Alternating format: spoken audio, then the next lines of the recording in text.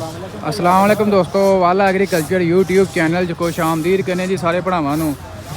ਅੱਜ ਮੌਜੂਦ ਹਾਂ ਜੀ ਗੱਲਾ ਮੰਡੀ ਫੁਕਾੜਾ ਦੇ ਵਿੱਚ। ਮਕਈ ਤੇ ਗੰਦਮ ਦੀ ਤੁਹਾਨੂੰ ਅਪਡੇਟ ਵਗੈਰਾ ਦੇਣੀ ਹੈ। ਫਿਲਹਾਲ ਮਕਈ ਦਾ ਸੀਜ਼ਨ ਹੈ ਤੇ ਮਕਈ ਦੀ ਤੁਹਾਨੂੰ ਅਪਡੇਟ ਵਗੈਰਾ ਦਿੰਨੇ ਆ ਕੀ ਰੇਟ ਚੱਲਣ ਡੇ ਆ ਮਾਰਕੀਟ ਦੇ ਵਿੱਚ। ਨਵੀਂ ਮਕਈ ਬਹਾਰੀਆ ਮਕਈ ਹਰ ਪਾਸੇ ਮਕਈ ਦੇ ਢੇਰ ਲੱਗੇ ਆ। ਚੈੱਕ ਕਰੋ, ਫੁਕਾੜਾ ਗੱਲਾ ਮੰਡੀ ਪਾਕਿਸਤਾਨ ਦੀ ਵੱਡੀਆਂ ਮੰਡੀਆਂ ਦੇ ਵਿੱਚ ਸ਼ੁਮਾਰ ਹੁੰਦੀ ਹੈ। ਤੇ ਇੱਥੇ ਜੀ ਮਕਈ ਦਾ ਜਿਹੜਾ ਰੇਟ ਮਿਲਦਾ ਪਿਆ ਚੈੱਕ ਕਰੋ।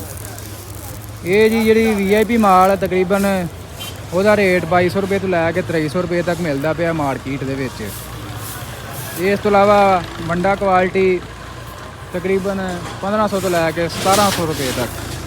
ਇਸ ਤੋਂ ਇਲਾਵਾ ਨਜ਼ੀਰ ਜਿਹੜੀ ਨਵੀਂ ਵਾਲੀ ਮਕਈ ਹੈ ਉਹਦਾ ਰੇਟ ਤਕਰੀਬਨ ਜਿਹੜਾ 1700 ਰੁਪਏ ਤੋਂ ਲੈ ਕੇ 1900 ਰੁਪਏ ਤੱਕ ਮਿਲਦਾ ਪਿਆ ਗੱਲਾ ਮੰਡੀ ਫੁਕਾੜਾ ਦੇ ਵਿੱਚ। ਤੇ ਮਾਸ਼ਾਅੱਲਾ ਚੈੱਕ ਕਰੋ ਮਕਈ ਦਾ ਧੜਾ ਧੜ ਸਟਾਕ ਫੁਕਾੜਾ ਗੱਲਾ ਮੰਡੀ ਦੇ ਵਿੱਚ ਮੌਜੂਦ ਹੈ। ਬਾਕੀ ਭਾਈ ਹੁਣਾਂ ਨਾਲ ਵੀ ਗੱਲਬਾਤ ਕਰਦੇ ਹਾਂ। अस्सलाम वालेकुम जी ਭਾਈ, ਕੀ ਹਾਲ? ਠੀਕ ਠਾਕ ਹੋ ਭਾਈ? ਕੀ ਸੂਰਤ ਹਾਲ ਮਕਈ ਦੀ? ਮਕਈ ਦੀ ਸੂਰਤ ਹਾਲ ਫਿਲਹਾਲ ਠੀਕ ਹੀ ਹੈ। ਕੀ ਰੇਟ ਵਗੈਰਾ ਮਿਲਦੇ ਪਏ? 2200 ਤੋਂ ਲੈ ਕੇ 2250 2300 ਤੱਕ 2200 2300 ਤੱਕ ਮਿਲਦਾ ਪਿਆ। ਮਿਲਦਾ ਪਿਆ।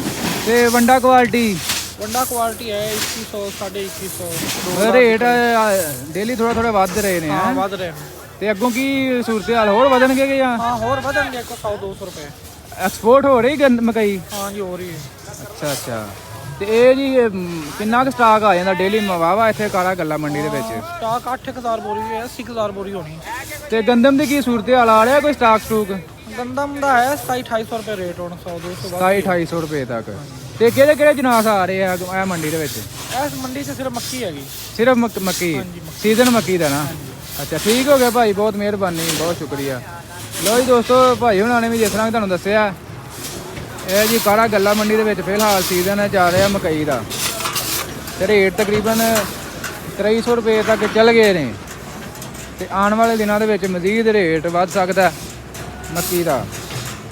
ਆ ਇੱਧਰ ਵੀ ਤੁਹਾਨੂੰ ਮੈਂ ਚੈੱਕ ਕਰਾ ਦਿੰਦਾ, ਮਕਈ ਦੇ ਪੂਰੇ ਢੇਰ ਲੱਗੇ ਆ। ਚੈੱਕ ਕਰੋ, ਲੋਡਿੰਗ ਹੋ ਰਹੀ।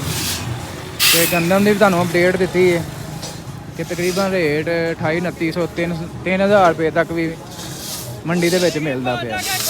ਵੀਡੀਓ ਦੋਸਤੋ ਅੱਛੀ ਲੱਗੀ ਲਾਈਕ ਸ਼ੇਅਰ ਕਰ ਦੇਣਾ, ਦੋਸਤਾਂ ਨਾਲ ਲਾਜ਼ਮੀ ਸ਼ੇਅਰ ਕਰ ਦੇਣਾ। ਇਨਸ਼ਾਅੱਲਾ ਮਿਲਾਂਗੇ ਨੈਕਸਟ ਵੀਡੀਓ।